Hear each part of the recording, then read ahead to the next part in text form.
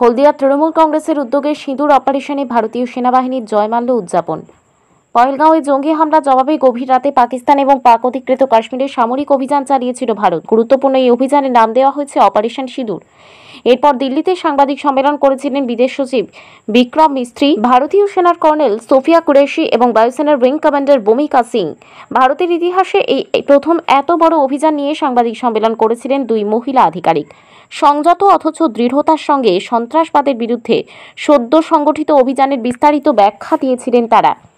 সাংবাদিক সম্মেলনে সোফিয়া ও ভূমিকার উপস্থিতি দেশের সশস্ত্র বাহিনীতে নারীদের ক্রমবর্ধমান শক্তির প্রতিফলন। অপারেশনের সাফল্যের জন্য ভারতবাসী হয়ে সারা ভারতবর্ষের বিভিন্ন জায়গায় সেনাবাহিনীর প্রতি শ্রদ্ধা সম্মান জানানোর জন্য বিভিন্ন জায়গায় জাতীয় পতাকা নিয়ে মিছিল সংগঠিত হয়। হলদিয়া তৃণমূল কংগ্রেস সহ তৃণমূল কংগ্রেসের তরফ থেকে আজ 18 মে রবিবার মঞ্জুশ্রী থেকে দুর্গাচক মিলন সংঘ ক্লাব পর্যন্ত সুসজ্জিত বর্ণাঢ্য মিছিল সংগঠিত হয়। প্ল্যাকার্ডে বিবেকানন্দ, রবীন্দ্রনাথ, নজরুল, তার সাথে সেনা কর্নেল সোফিয়া কুরেশি এবং বায়ুসেনার উইং কমান্ডার ভূমিকা সিং এর ছবি দেখা যায়।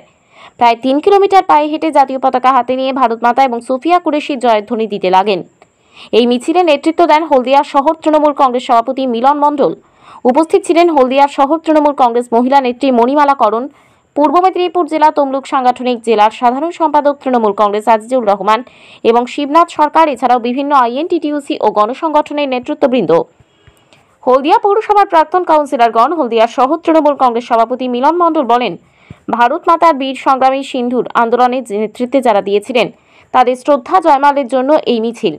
এছাড়া যে সকল বীর শহীদ সেনারা শহীদ হয়েছেন তাদের প্রতি শ্রদ্ধা। এছাড়া প্রায় 26 জন ভারতীয় নাগরিকের উপর জঙ্গি হামলার নিহত, তাদের প্রতি শ্রদ্ধা জ্ঞাপন। তিনি আরও বলেন, আমরা ভারতীয় অখণ্ড সার্বভৌমত্ব রক্ষার্থে আমাদের দেশের সেনাবাহিনী বীর বিক্রমের পরিচয় দিয়েছেন, সেই ভারতীয় সেনাবাহিনীর জয়মাল্য উদযাপন করলাম আমরা। তিনি বলেন, ভারতবর্ষে হিন্দু, মুসলিম, শিখ, জৈন, খ্রিস্টান সবাইকে নিয়ে যে ভারতবর্ষের সংবিধান, সেই সংবিধানে শ্রদ্ধা জানিয়ে আসুন আমরা একসঙ্গে মিলেমিশে বসবাস করি।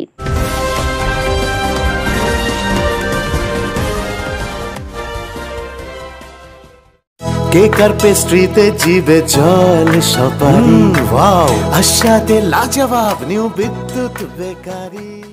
রাজলক্ষ্মী জুয়েলারি ওয়ার্কস, রাজলক্ষ্মীর মধুদার মধুর মতো ব্যবহার। দুর্গাচক বাসন্তী ভবন দুর্গা মন্দিরের পাশে, সুপারমার্কেটের বিপরীতে, হলদিয়া।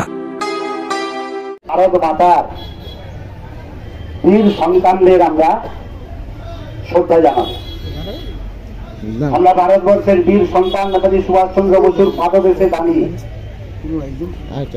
আজ ওনাকে স্মরণ করে ওনার যে আমরা পুষ্পার্ঘ্য প্রদান করলাম, সেইরূপ আজকের আপনারা সবাই পায়ে পা মিলিয়েছেন জাতীয় পতাকা হাতে নিয়ে। ভারতবর্ষের অখণ্ডতা, ভারতবর্ষের সার্বভৌমত্ব, সর্বোপরি ভারতবর্ষের যে সংবিধান, সেই ভারতবর্ষের বীর সৈনিকরা আজকের ভারতবর্ষের উপরে যে আঘাত এনেছিল চক্রান্তকারী পাকিস্তান, সেই পাকিস্তানের জঙ্গি বাহিনীকে ভারতবর্ষের সেনাবাহিনী ধ্বংস করে পাকিস্তানকে উপযুক্ত শাস্তি দিয়েছে এবং সেই সেনানীগণ যারা অগ্রণী ভূমিকা নিয়েছিলেন, সোফিয়া কুরেশি, ভারত মাতার বীর কন্যা এবং ভূমিকা সিং এবং আরো অনেক সেনাবাহিনীর উচ্চপদস্থ অফিসার এবং কর্মীরা আছে। এবং আজকে পাকিস্তানের এই যে প্ররোচনা, এই প্ররোচনার জন্য ভারতবর্ষকে সদা উদ্গ্রীব থাকতে হয়। আপনারা নিশ্চিতভাবে জানেন, আজকের দিনে সবাই টিভি, মিডিয়া, মোবাইল, আজকের পহেলগাঁওয়ে যে বর্বরচিত আক্রমণ জঙ্গিরা করেছিল, ভারতবর্ষ তার বদলা নিয়েছে।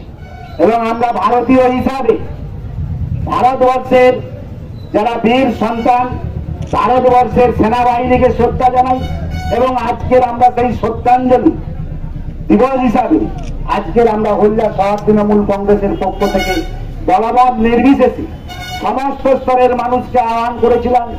আপনারা সবাই একে একে এসছেন এবং পদযাত্রায় সামিল হয়েছেন এবং আপনারা দীর্ঘপথ অতিক্রান্ত করে পদযাত্রা করেছেন। এটা বক্তব্য দেওয়ার দিন নয় এবং বক্তব্যও আমরা দেব না, কিন্তু আপনাদেরকে একটাই কথা বলবো, আগে আমরা ভারতীয়, ভারতবর্ষের ব্যাপারে কোনো ব্যাপার হলে সর্বদা আমাদের সজাগ থাকতে হবে। তাই নেতাজি সুভাষচন্দ্র মূর্তির পাদদেশে আমরা দাঁড়িয়ে সমস্ত শহীদদের, ভারতবর্ষের স্বাধীনতা আন্দোলনে যে সমস্ত বীর পুরুষরা শহীদ হয়েছেন তেনাদেরকেও যেমন শ্রদ্ধা জানাবো, ভারতবর্ষের সেনাবাহিনীর যে সমস্ত বীর যোদ্ধারা শহীদ হয়েছেন তাদেরকে শ্রদ্ধা জানাবো। সেই শ্রদ্ধার্ঘ নিবেদনের জন্য আমরা সবাই 1 মিনিট নীরবতা পালন করব। 1 মিনিট নীরবতা পালন করার পর ভারতবর্ষের জাতীয় সঙ্গীত গেয়ে আমরা আমাদের আজকের এখানে অনুষ্ঠান শেষ করব।